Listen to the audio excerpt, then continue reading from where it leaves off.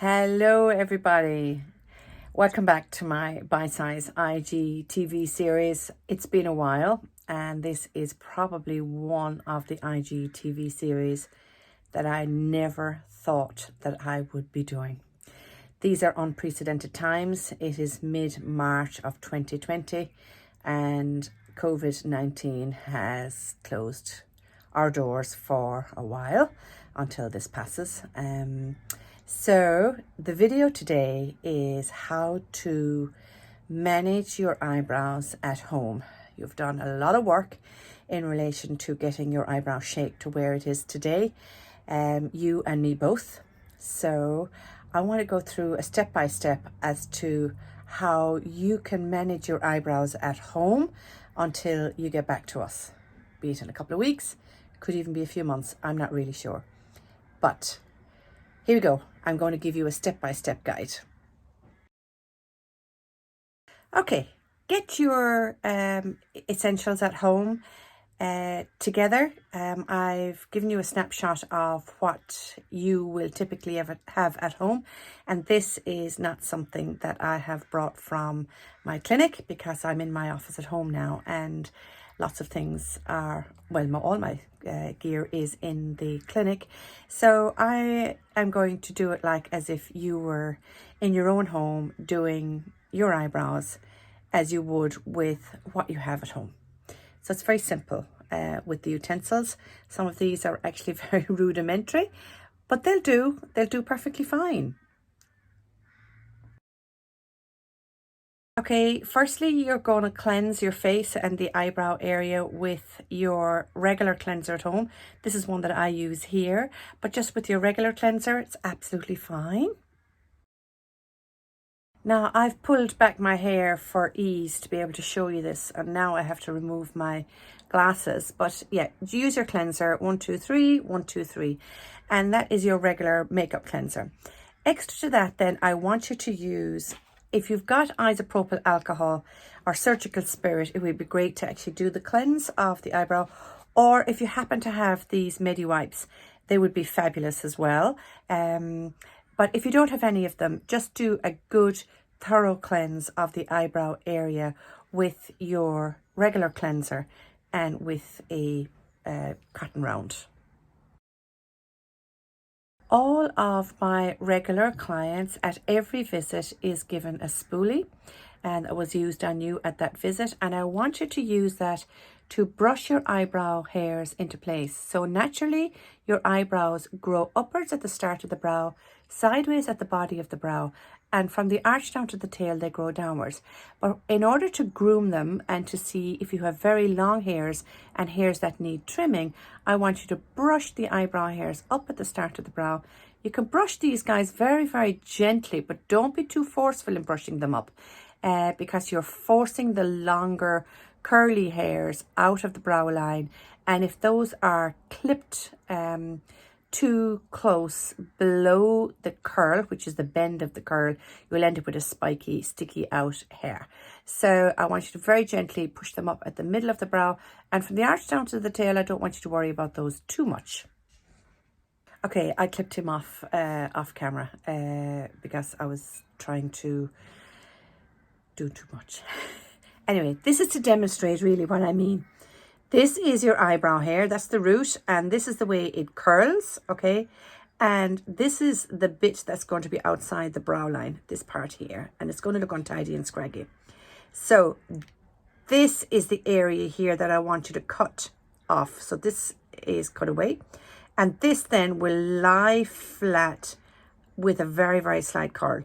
If you cut it here, you'll end up with this guy sticking up and being spiky, and it would actually be not conducive to a lovely brow grooming look. Now already I can see that there's one hair here that is very long. Will I just get my spoolie now? Very long. There's a couple of them very long, and I want them to relax a little bit.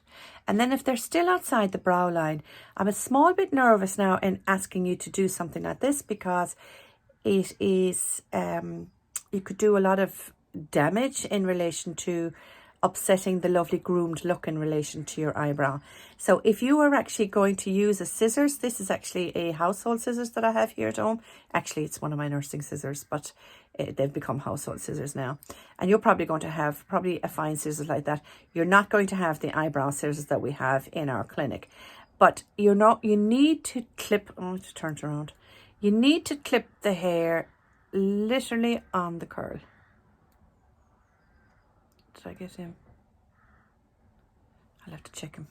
Okay, now, in relation to shaping, so what you are doing in between visits or in between now and the time we open up again is that you're doing a maintenance. So we do facial morphology, obviously, in Brow T Cork, and that is the study of the face, phi, which is the Roman numeral facial morphology. So all we're asking for you is to follow some very basic guidelines, and it's only to keep you maintained while you're waiting to come back to us. So place your pencil at the outside of your nose, and any hairs, take this off here, any hairs that are outside of this line, you take away.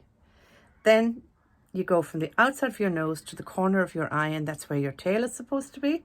There to there to there.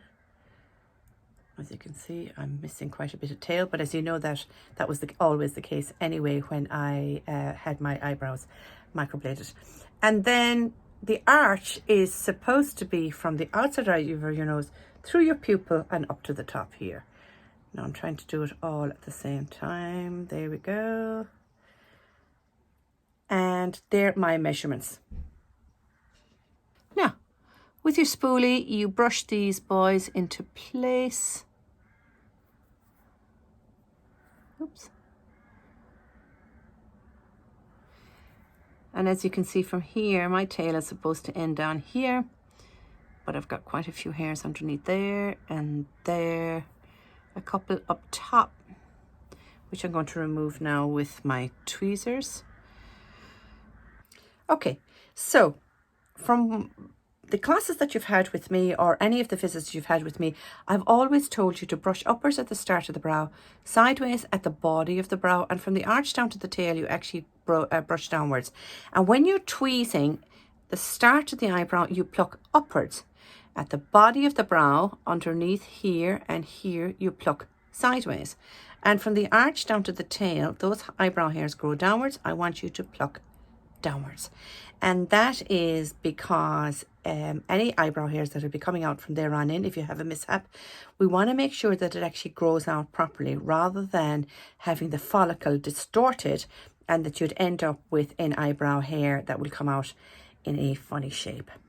Now, after you've done your tweezing, I want you to gently cleanse the area again with either your cleanser or your isopropyl alcohol, 60 or 70%. Or if you had aloe vera gel, that'd be absolutely gorgeous. It'd be very soothing as well. So that's the tweezing, the brushing, the trimming. That's them done. Now, and you've done another cleanse after you've finished, and your skin is now nice and calm afterwards it's done. Now you want to fill in your brows in the areas that are quite sparse. And these are the areas that you and I probably have been working together in order to get them to grow. So some of those hairs will be going through their one of three phases, their catagen, anagen, and telogen phases. And the last time that you saw me, they were the hairs that I probably encouraged you to leave alone until you came to meet me next, so that we could decide whether we wanted it or not. Every single hair that I advised you to leave, I would be advising you to still leave it, because it goes through quite nearly 4 months to actually reach fruition. So don't sort of take out little new hairs that I've asked you to leave there, because they have to go through their catagen, anagen, and telogen phase. We can decide in time whether we're going to remove them or not. And for those of you who are on a rehab program, leave them if you're in doubt. And we can fill in the patchy areas, or you can fill in the patchy areas while you're waiting to return to me. Okay, probably my favorite product of all time would be a pomade and an angled brush. Those of you who are my clients will know that I love that. And what we do is that we recommend that you get your angled brush and you pinch it nice and tight so that you can get it into your pomade, take off the excess. And we are, I wonder, can you see that? What we're looking for is the narrowest of the brush, the narrowest part of the brush. And because it's angled, you will be going naturally upwards at the start of the brow. Now this is for a dramatic look, and for anybody who's looking for a highly defined brow. Then for the lowest part of the brow, we bring it along up as far as the lower part of the arch, and then continue down the tail. Now I need to extend my tail a little bit. There we go. Back into the pomade again. Here we go, and we start 3/4 of the way back. Bring it up to the angle, which is the arch, and then drag the remaining product down to your tail so that it's not too harsh. Then you get your, where are you? Spoolie. Here we go. And I want you to soften all that. There we are.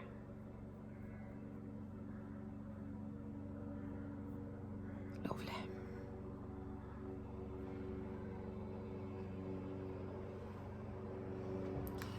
Okay. And those of you who prefer a softer look, you can use pencil, whereby you will actually do the exact same thing, but you just etch the pencil in a softer look, and that's fine for a daytime look. I would use this. This is a brown black, well, that's because I like a strong brow anyway.